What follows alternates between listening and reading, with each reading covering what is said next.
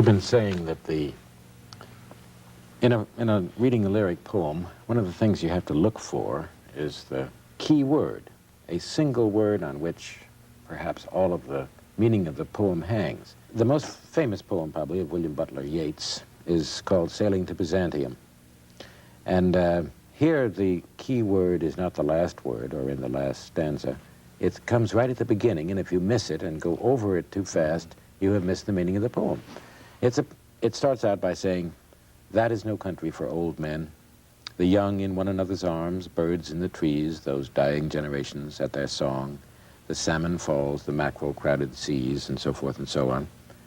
And then he goes on to say, "An aged man is but a paltry thing, a tattered coat upon a stick, unless soul clap its hands and sing, and louder sing for every tatter in its mortal dress." And then he says, "And therefore I have sailed the seas and come to the holy city of Byzantium." Now, the key word in that poem is "that." Why? The very first word Why? in the poem. Where is that? That is no country for old men. Well, I would suppose Byzantium. No, that's Ireland. How would That- I know that? Well, you've got to read carefully. That I don't is see no I don't country. see anything in the text that would help me with That that. is no country for old men, where the young in one another's arms, birds in the trees, those dying generations. And therefore, because that is no country for old men, I, an old man, have sailed the seas and come to the holy city of Byzantium. Do not challenge your analysis or your interpretation. I only wonder how one would come by it by normal steps. The normal steps would be this. You would read it not knowing, thinking that that was Byzantium, and you would continue to be puzzled by the poem. And you would begin to recognize that the structure of the poem requires a description of two places, that and this. And then you would ask yourself, where is that? And you'd look back and see it's the first word. Sometimes the key word is not a word at all, but a whole line. And in a famous poem of Robert Frost's, this line has become very famous. It's called Mowing. "There was never a sound beside the wood but one, and that was my long scythe whispering to the ground. What was it whispered? I knew not well myself. Perhaps it was something about the heat of the sun, something perhaps about the lack of sound, and that was why it whispered and did not speak. It was no dream of the gift of idle hours or easy gold at the hand of fay or elf. Anything more than the truth would have seemed too weak to the earnest love that laid the swale in rows, not without feeble pointed spikes of flowers, pale orchises, and scared a bright green snake. The fact is the sweetest dream that labor knows." Read that again now. The fact. F-A-C-T? The fact is the sweetest dream that labor knows, my long scythe whispered and left the hay to make. Now that line, "the fact is the sweetest dream that labor knows," has become very celebrated because it is the heart and soul of this poem. You know what it means? No. No, I don't. But The fact is the sweetest dream that labor knows.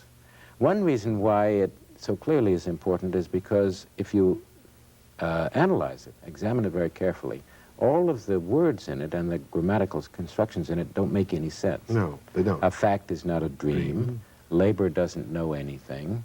Labor doesn't know a dream, which is in turn a fact, and so forth and so on. Hence? And yet there is a meaning to the statement, isn't there? Well, With regard I to don't labor, doubt it, but I don't know what it is. with regard to labor, when you're working, the most satisfying thing about work is the work that you do. It is not the work that you have done. It is not the work that you anticipate doing, but labor has this curious quality about it that as you are working, the work itself is the satisfying thing about work. It's just the grass cut down. It's That's the a strange use swale of the of word grass. fact. you Yes, see. it is. It's very strange, and its very strangeness is what brings the line to your Surely, attention. surely. But I would never have understood it without this discussion. I But don't if think. you go on to read Frost very carefully, you find that many of his poems he's making this same point.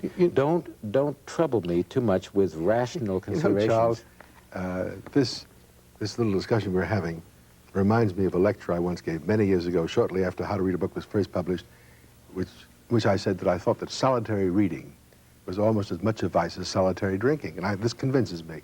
If I read that poem by myself, I think I'd have given up. But this short discussion has carried me forward. And I think it's equally true of philosophy or anything else. Yeah. Reading books with other people, or having two people read the same thing and discussing it, heightens the reading many, many times. I really think solitary reading is not nearly as effective as communal reading. It's true. I'm sure you're right. Nevertheless, there are many times when you have to read alone. By yourself. And you don't have At least anybody once. to share your reading with. But the point is that you've got to read terribly actively. You've got to seek for meaning, Oh, sure. even if you don't see it at first. And it's as though you join in a dialogue with yourself. You look in the poem for the key word, for the key line. You, as it were, fill in the blanks in the poem. I suppose, taking that poem, if one started by asking the question, what can this line possibly mean? That question would get one to first base. Exactly. That's the point. And you do something for the poem that the poem, on the surface at least, doesn't do for you. Correct. You have to put yourself into it. The same thing applies, I think, most truly to drama. You cannot read a poem, a play. The best way to experience a play is to see it. But many times you read a play, and you have to put something of yourself into that, you have to supply your own stage directions, Yeah. your own direction, as a matter of fact, Right. don't you? Well, I'll show you. I've got a stage up here. This will be probably the only chance I'll ever have in my life to direct Hamlet, and I'm going to take it. I've got characters here. I'll call this the king. That's Hamlet's father, or his stepfather. The man who Hamlet has just discovered from the ghost of his own father has killed his father. This is Polonius, the prime minister. And not only the prime minister, but the father of Ophelia. Here's Hamlet. Polonius has been telling the king, he's been trying to explain why Hamlet has been acting so strangely. And he has been acting strangely. The audience knows this is because Hamlet has just seen the ghost, right? But, of course, the king doesn't know that yet. Polonius assumes that Hamlet is acting so crazily because he's in love with Ophelia. And he explains to the king about this. And the king is a little dubious and a little suspicious. So Polonius says to the king, well, you know, Hamlet walks in these galleries from time to time. And when he comes sometime, I'm going to loose my daughter to him. Now, that's a very striking phrase. And according to the old stage direction in the Elizabethan version of Hamlet, Hamlet does not enter until several lines later. But I believe, I take this idea from Dover Wilson, who wrote a book called What Happens in Hamlet, that Hamlet must have heard that earlier. And he must have been walking, say he's walking in this gallery up here. The audience doesn't see him for the moment, but Polonius is talking to the king, and Hamlet must come out here and suddenly start and notice what's going on, and then hear Polonius say, and I will loose my daughter to him, which he takes in a sexual as well as a social sense. He ducks back because the king may turn, and then the king is sent behind the arras over here by Polonius, and Hamlet comes out, and they meet. And The king is sent there by Polonius, in order to overhear the conversation. In order to overhear the conversation. And we can read that conversation. Let's do that.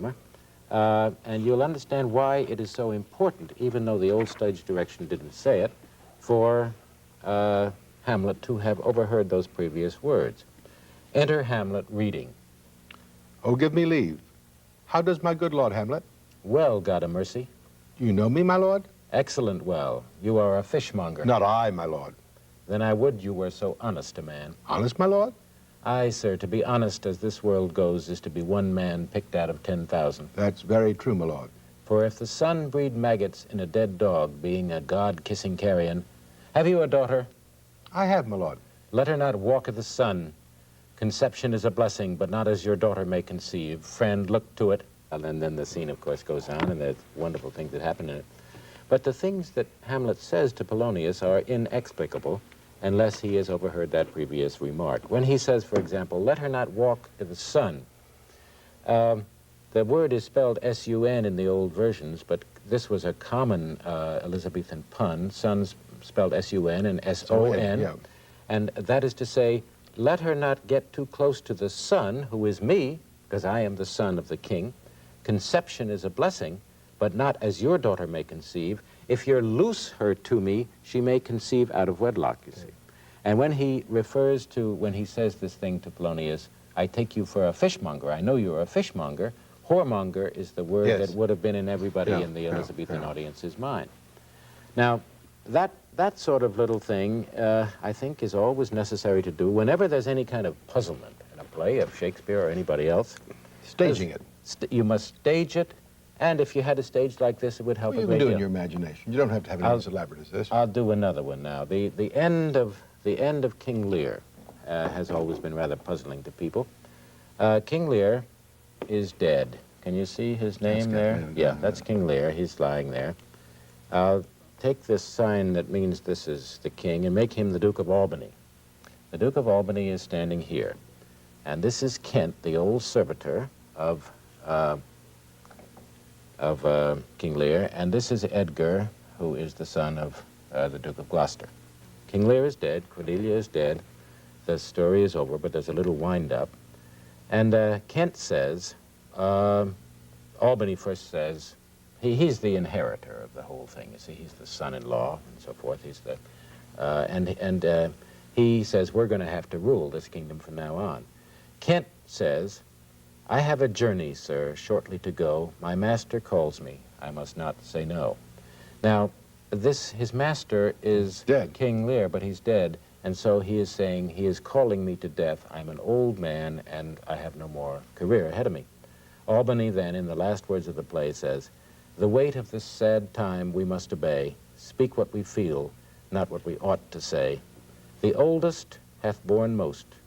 We that are young shall never see so much, nor live so long. Now, who's the oldest? Lear. No, it's not Lear. Lear is dead. Oh. It's Kent. Kent, yes. It's clearly Kent. Now, but most audiences miss that, and many directors miss it. So Albany would be required to point in some way toward Kent, or make a gesture toward him, and the oldest, or nod toward him, or bow toward him when he says this. If you don't do that, the play ends in a kind of confusion. And that sort of thing is what I have in mind when I say that you should direct the play. I like to think that the director's role, in the case of a play, is the general role of the reader in reading any work of this kind. But it sometimes takes great skill. For example, in reading the Greek tragedies, where there are almost no stage directions at all, just enter and exit, it is very hard to often imagine exactly how the characters, the leading characters, confront one another. Well, that's true, but nobody ever said that reading was easy. Reading is very hard. If it weren't hard, it wouldn't be worth doing. Correct. And the better the work that you're reading, the harder the work is, and therefore the more satisfying the result.